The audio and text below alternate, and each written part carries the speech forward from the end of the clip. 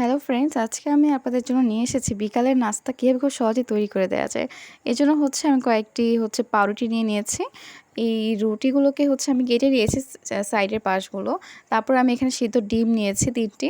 এগুলোকে আমি খুব সহজেই গ্রেটার দিয়ে গ্রেট করে নিব। একদম মিহি করে গ্রেট করে নিব। তারপর আমি এখানে গাজর কুচি ব্যবহার করেছি। দেখতেই পাচ্ছেন কীভাবে আমি এগুলো গ্রেট করে নিয়েছি। তারপর এখানে আমি ক্যাপসিকাম ব্যবহার করব।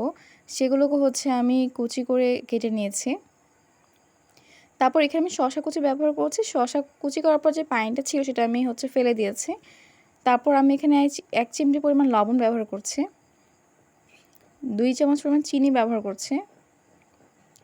আর সামান্য গোলমরিচের গুঁড়া। আর এখানে আমি সামান্য পরিমাণ দুধ ব্যবহার করব। এটা চাইলে আপনি স্কিপ করতে পারেন। তারপর আমি এখানে মেয়োনিজ ব্যবহার করব। মেয়োনিজের রেসিপিটা আমি অলরেডি দিয়ে দিয়েছি আমার চ্যানেলে। আপনারা যারা রেসিপিটা দেখতে চান দেখে নিতে পারেন। এখানে আমি ৩ চামচ পরিমাণ মেয়োনিজ ব্যবহার করব। ব্যবহার করার পর সবগুলো উপকরণ আমি একসাথে মিক্সড করে নেব। এটি খেতে খুবই সুস্বাদু। বিকালে আপনারা বাচ্চাদেরকে বা টিফিনে খুব সহজে এটি বানিয়ে দিতে পারবেন।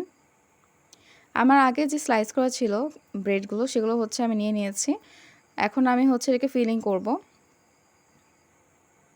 ফিলারটা দিয়ে দিচ্ছি আমি। মেয়োনিজ দেওয়ার কারণে কিন্তু এর টেস্টটা খুবই মজা হয় আসলে। আপনারা অবশ্যই বাসায় ট্রাই করে দেখবেন।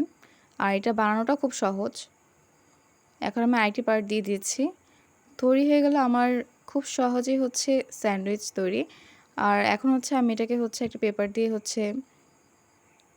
ফিল করে নেব। দেন আমি এটাকে কেটে নিয়েছি। দেখেন দেখতে কত সুন্দর দেখা যাচ্ছে। আপনারা বাসায় অবশ্যই ট্রাই করবেন। এটি আসলে খুবই সুস্বাদু আর খুবই স্বাস্থ্যকর। আর এটা বাচ্চারা খুবই পছন্দ করবে।